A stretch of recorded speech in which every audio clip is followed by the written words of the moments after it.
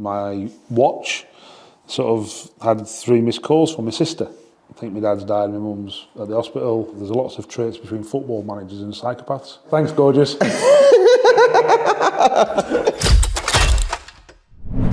Hi, I'm Gab Sutton, here with the Sportsman, speaking to Grimsby Town boss David Artell. David, good to see you. How you found the first, coming up to a year in charge of Grimsby Town? Yeah, it's been lots of challenges on and off the pitch. The first 6 weeks were extremely tough, I'd say. Then the transfer window come straight away after that. Then we had a real tough period on the pitch.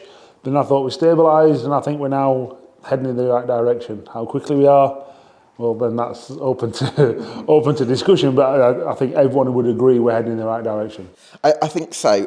When first time I interviewed you was post-match at Cheltenham when your Crucial had drawn 1-1, I think, and I asked you about your style of play, and your first words to me were, "That's us." And so I'm kind of wondering how close you are to being able to say "that's us" about Grimsby Town. Not yet. Not yet. Not yet. I think we have made significant steps, but nowhere near enough steps. So I think the first steps to get going is always the hardest. We are now a much more progressive team. We're not hoping to win. We are trying to win. That don't always come off. So there's a consistency issue. But there's also a quality issue. However, that is improving. There's no getting around that. We've got a group of lads who are all trying for the football club, all trying to improve themselves. And if you do that, then you will. They get coached well by the staff and the support staff. So, we are heading in the right direction. We've got to obviously constantly make better and faster strides, because the football world demands that of us. Sure. However, we are definitely heading in the right direction. I think one thing that stands out to me is that, unlike your previous job where the style of play you wanted to implement was kind of ingrained in the history of the club, that's maybe not the case at Grimsby Town. And I wonder how much of it has been a case of, is persuading the right word, other people, and trying to win people over a little bit in terms of the style of play, that it's the right way to move forward. Yeah, I think winning hearts and minds has been a big challenge, and I don't think that's complete by a long stretch. Obviously results dictate that as well. Sure. But like you said, we've come here, the owners wanted a game model, which I know is a bit of a new fangled word, if you like. That wasn't in football parlance 10, 15, 20 years ago.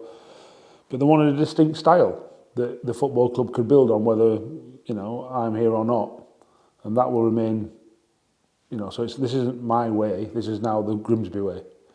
And with, me and Gareth Jennings, who's the non-exec technical director, has spent a long time working on lots of aspects of how we build and deliver that, and how we measure that.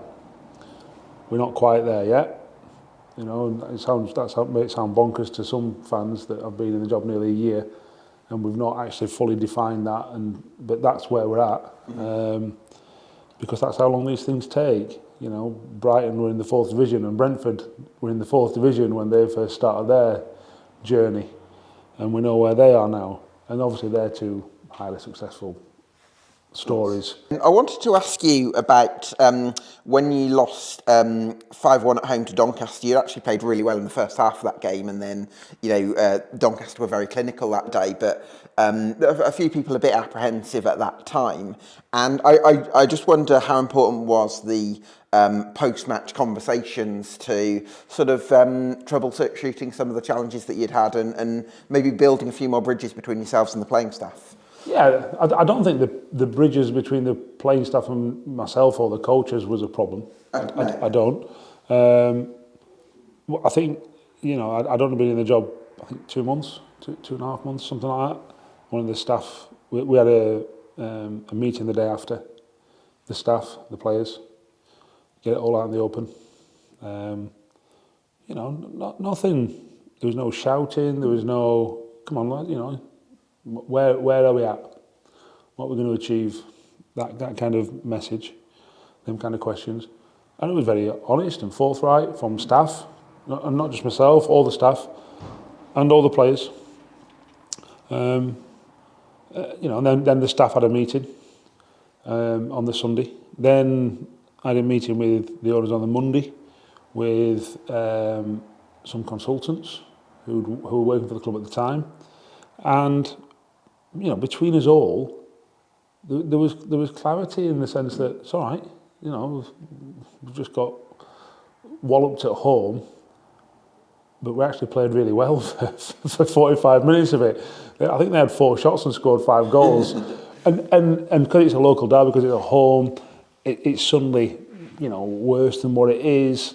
And I sort of get it because we'd lost 3-1, I think we'd drawn 5-0, I think then we lost 6-1. So I understand the apprehension. I think a lot of it was about the club had, in the previous 5 years, had been relegated twice to the conference. So the fans knew what it was. Yeah. I come out and said we won't get relegated and got absolute pelters for it.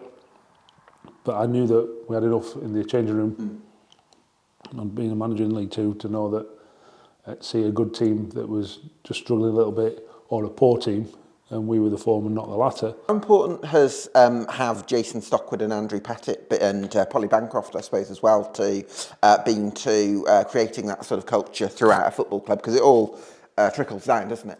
If you spoke to Jason and Andrew, one of the first things that they did, they appointed Debbie Cook, who's now gone into the FL, the community. She was brilliant on culture. Absolutely outstanding on culture. So I walked into a football club that had a really strong culture, really strong identity, of what we are, who we are. We're not something that we're not. Everyone knows, all the players have been down the docks this morning, watching all the fish get sold, 6 o'clock in the morning, for example. We know what we are. So that was really good. Obviously then Debbie left in February, which in that first 2 or 3 months. And obviously Polly's come in, more of a commercial acumen, more process driven, brilliant. And she's taking the club on because the culture's already there.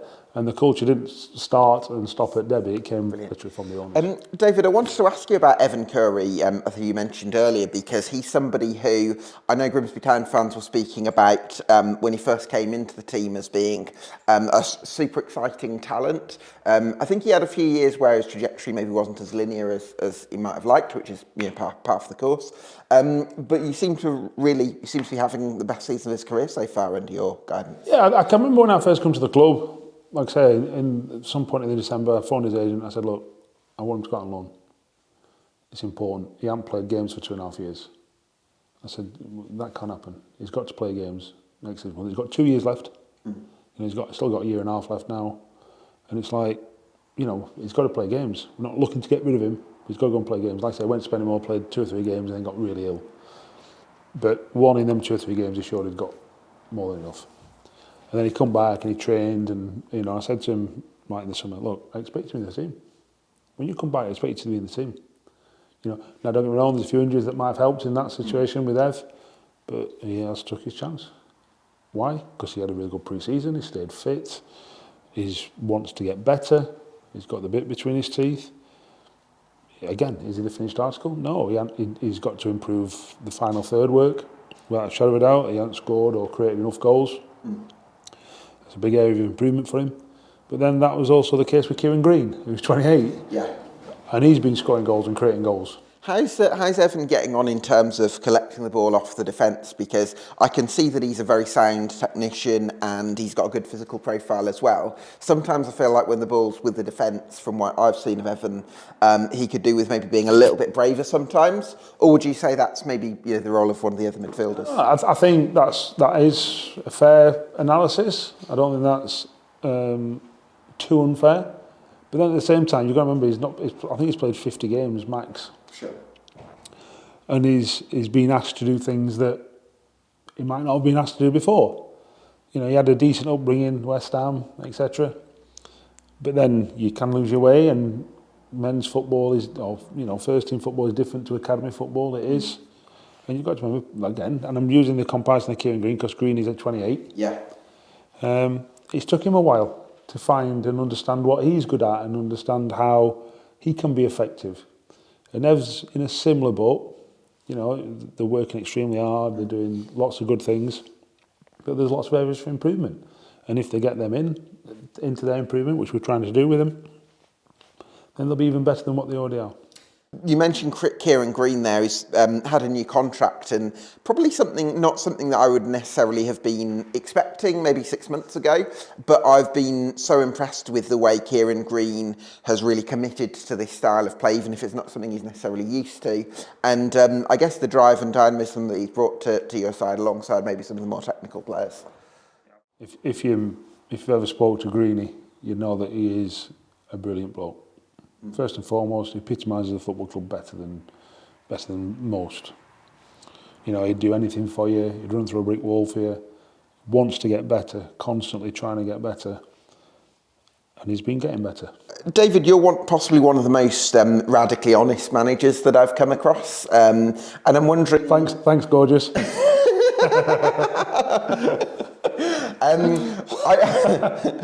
Throw me off track there, Dave. I'm wondering what are the kind of perks and pitfalls of being minded that way and being sort of radically honest with people? I think sometimes, I think when you're too honest, sometimes people can see that as me being arrogant at times. I think anyone who knows me knows that I'm definitely not arrogant. Yeah. I think it can also reveal too much to opposition, to fans sometimes. But at the same time, I'd much rather err on the side of honesty than dishonesty. Yeah. I'm not here to lie to people. I'm here to be brutally honest with them. I wanted to ask you about the experience of managing at a time of grief, if you don't mind me asking you about that, David, because you obviously lost your father, I think it might have been around March time, and you're obviously straight back into the management. Was that difficult to kind of balance the sort of the needs of your personal life at the time with the needs of the job? I think that happens all the time. You know, work-life balance is always... I think if you ask any football manager if they're honest, that's tough. You know, because we are so invested. I know my daughter spoke to a psychologist from the LMA. She was doing a study into family, and she asked if she could speak to my daughter, and my daughter agreed. And I think she said something along the lines of there's lots of traits between football managers and psychopaths. Because they exude, and it's the same with CEOs and psychopaths. There's lots of common personality traits. Right. And although we are different, obviously, because we're not psychopaths. I've just been able to. Not yet. You know, there's lots of common traits. So we know it's difficult. And obviously, you know, I can remember the Bradford game on Easter Monday. We'd just conceded a penalty in the 93rd minute. They'd just scored to equalise, and my watch sort of had 3 missed calls from my sister. And my family know not to ring me at work. And the game's just about to finish, and the game finishes, I go back in, check everyone's hand, go back upstairs, you know, ring her, right, I think my dad's died, my mum's at the hospital, blah, blah. And it turned out he hadn't, just had a massive stroke. Right. And that was on the Monday. Said to Sean, right, I'm getting off. This is what I've just been told. Yeah. So I didn't even go and see the players. Coming on the Friday. Then went back home, you know, back to the hospital and whatever. Yeah. Went back home on the Friday. And my mum rang me and she just said, he's just died. I've got to leave, you know, middle of the meeting. Get my car, go, all the rest of it. Tell the staff as I'm leaving. Turn up the next day against Newport. The most emotional I felt was literally after the final whistle. Yeah. That was the hardest bit, because at that point, I don't think... You just sort of carry on. Yeah. Whereas that was like, wow. And I can remember walking around the pitch, clapping the fans who were brilliant. You know, doing the press, getting in my car and driving home and going, wow, what a... Yeah. But yeah, just doing that, and, you know, still think about him now, obviously. And there's far worse things happen in the world than a parent dying, but not many more, I don't think. But look, it's you just have to get on with life. You know, he would have wanted me to get on with life, and support my mum. I go and see her quite often. With that in mind then, David, are you excited about what can be achieved for the rest of the season? Yeah, I keep saying it, we're a work in progress. You know, I'm not going to sit here and say that we are going to get promoted. We're not going to get relegated. And we are still heading in the right direction. You know, we've played, I think, virtually everyone in the top 10 bar Port Vale, something like that. A lot of the home games have been against some of the top sides as well, haven't they? Yeah, it's been, I think we had the second toughest start on paper after Salford. And given the fact that we've had 9 injuries for most parts of it, we've done ever so well to be where we are. But at the same time, we know we've got a lot of work to do. And if we keep working hard and keep improving like we have done, certainly for the previous 3 or 4 months, but also actually over the last 11 months, 12 months, then we're going to keep progressing and keep heading in the right direction. David, it's been a pleasure. Thank you. Thanks very much.